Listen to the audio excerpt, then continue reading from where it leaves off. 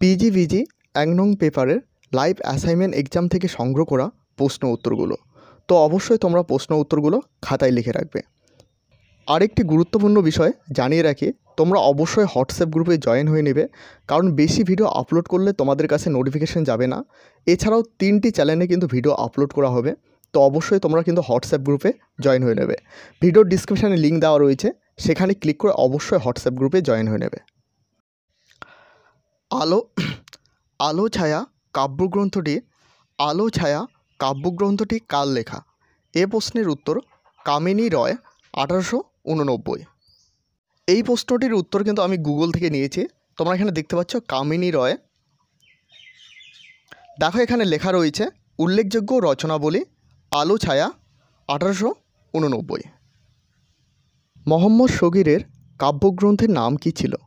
এই প্রশ্নের উত্তর ইউসুফ জুলেখা। এই প্রশ্নটিও কিন্তু আমি গুগল থেকে নিলাম। মোহাম্মদ শগীর ইউসুফ জুলেখা কাব্যগ্রন্থ রচনা করেন।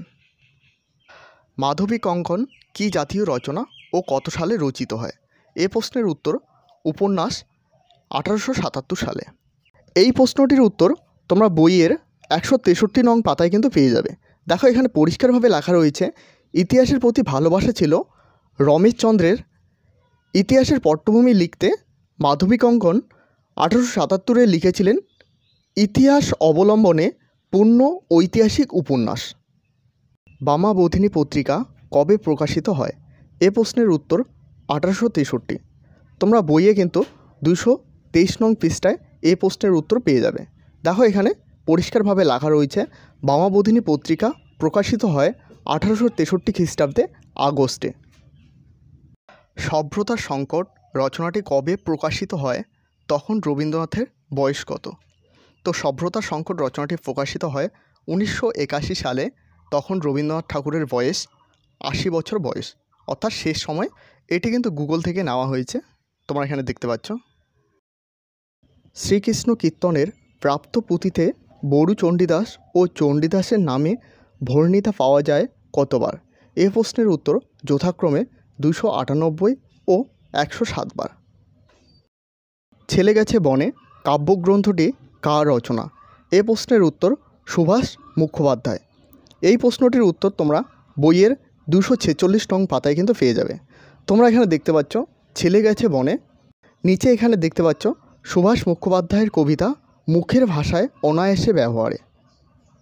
নীরাজ ও সরলা কোন রবীন্দ্র উপন্যাসের চরিত্র? এ প্রশ্নের উত্তর হয়ে যাবে মালাঞ্চ। এই প্রশ্নটির উত্তর কিন্তু আমি গুগল থেকে নিয়েছি, তোমরা এখানে দেখতে পাচ্ছ। এরকম প্রশ্নগুলোর উত্তর কিন্তু বেশিরভাগ গুগল থেকে পাওয়া যায়। লোচন দাসের চৈতন্যমঙ্গলে কয়টি খণ্ড আছে? এ প্রশ্নের উত্তর হয়ে যাবে 4টি। 1838 সালে রামায়ণে মুদ্রিত সংস্করণ সংশোধিত করেছিল কে? এ প্রশ্নের উত্তর হয়ে যাবে জয়গোপাল তর্কালঙ্কার। শ্রী মধুসূদন নাটকটি কার লেখা? এ প্রশ্নের উত্তর হয়ে যাবে বনফুল। এই প্রশ্নগুলোর উত্তর কিন্তু আমি গুগল থেকে নিয়েছি, গুগলে সার্চ করলে কিন্তু এই প্রশ্নগুলোর উত্তর পেয়ে যাবে।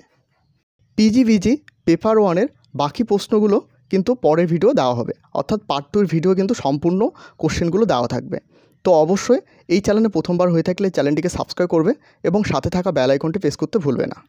এবং এখনও পর্যন্ত তোমরা যারা হোয়াটসঅ্যাপ গ্রুপে জয়েন হননি, অবশ্যই নিচে ডিসক্রিপশানে লিঙ্ক দেওয়া রয়েছে, সেখানে ক্লিক করে হোয়াটসঅ্যাপ গ্রুপে জয়েন হয়ে নেবে।